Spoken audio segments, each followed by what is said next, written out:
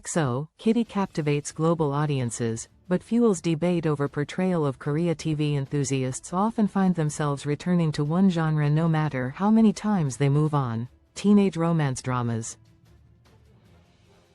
There's something undeniably addictive about reliving the cringy moments of teenage love, the kind that once sparked both joy and heartbreak, on screen. Currently, the most talked about teen drama, whether for good or bad reasons, is undoubtedly Netflix original series XO, Kitty. If the name doesn't ring a bell, the series is a spin-off of Netflix hit teen romance film To All the Boys I've Loved Before, 2018, created by Jenny Han. The series premiered on Netflix in May 2023, following the journey of the Korean-American protagonist, Kitty, as she travels across the world to reunite with her first-ever boyfriend, Dae. Season 2, released January 16, expands beyond romance, exploring the realization that life is full of challenges greater than love. The show has gained a strong following among teen romance fans, with the series even surpassing the international sensation Squid Game Season 2 to claim the number one spot in Netflix global TV show rankings upon release. What sets the American-made teenage romance show drastically apart from K-dramas is its portrayal of its Korean setting. Kitty is a student at the fictional Korean Independent School of Seoul, abbreviated as KISS, and throughout the series, she and her Korean boyfriend go on dates at iconic locations in Seoul, including Myeongdong, Seoul Tower and Dongdaemun Design Plaza. Korean culture is also woven into the storyline, from scenes of eating samgyeopsal, grilled pork belly, at group dinners to celebrating Chuseok, the Korean Fall Harvest Festival, by cooking traditional holiday meals and playing folk games like gongi, Korean jacks, and yutnori, traditional Korean board game using wooden sticks. Adding to the immersion, the soundtrack is packed with popular K-pop tracks, making it hard to tell whether you're watching a drama or listening to a K-pop playlist. The lineup includes IVE's IAM, New Jeans Super Shy, BTS Telepathy, ENHYPEN's XO, Only If You Say Yes, and many more. Upon its first release, Korean critics were excited to attribute the show's popularity to the growing interest in Korea around the world. Interest in Korea seems to be at an all-time high in XO. Kitty arrived at just the right moment to meet that demand, which likely contributed to its popularity, culture critic Ha Jae-jun said. Drama critic Gong Hee-young echoed this sentiment, also telling a local media outlet that the Korean setting provides a fresh perspective, particularly to international audiences who are not frequent consumers of K-dramas. Korean culture may seem unfamiliar to many foreign viewers, making it feel new and intriguing, Gong said. It's similar to how we are fascinated by places like the Duomo, di Milano, Cathedral in Italy. There's a strong visual appeal in the show as well.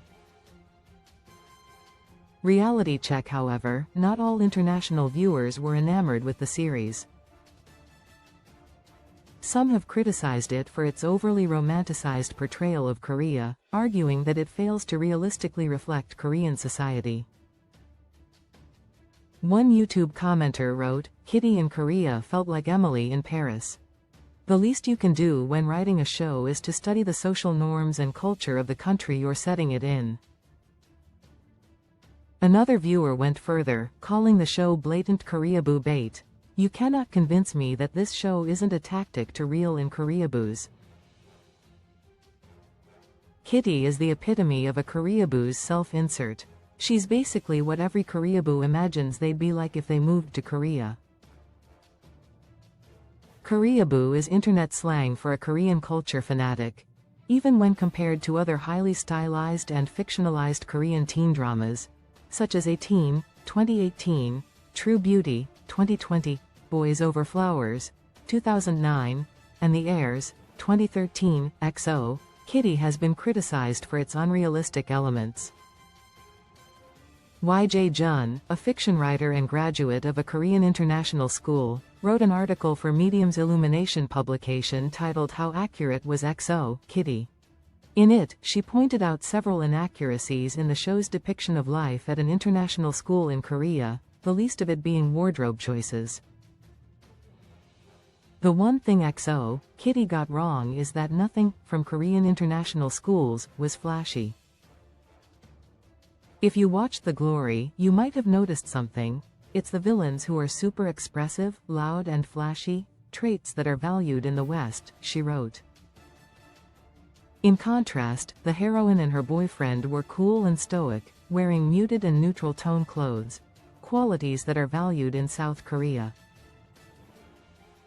She added that the styling was a hint that XO, Kitty is an Americanized K-drama, explaining that bright orange and neon pink would definitely stand out in Seoul and not necessarily in a good way. While it's important to remember that XO, Kitty is a fictional show produced by an American team, critics emphasized that audiences should not mistake it for an accurate representation of life in Korea. Korean content did not captivate the world's youth by portraying Korea as some kind of utopian fantasy, pop culture critic Kim Hearn-sik noted. He pointed out that internationally acclaimed Korean works, such as Squid Game, which exposed the harsh realities of economic inequality, and Parasite, which depicted the devastating consequences of social stratification, resonated with audiences by revealing, rather than concealing, Korea's social struggles. For consumers of K-content, he added, it's important to remember that Korean pop culture isn't about crafting fantasies, it's about breaking them in the pursuit of a better reality.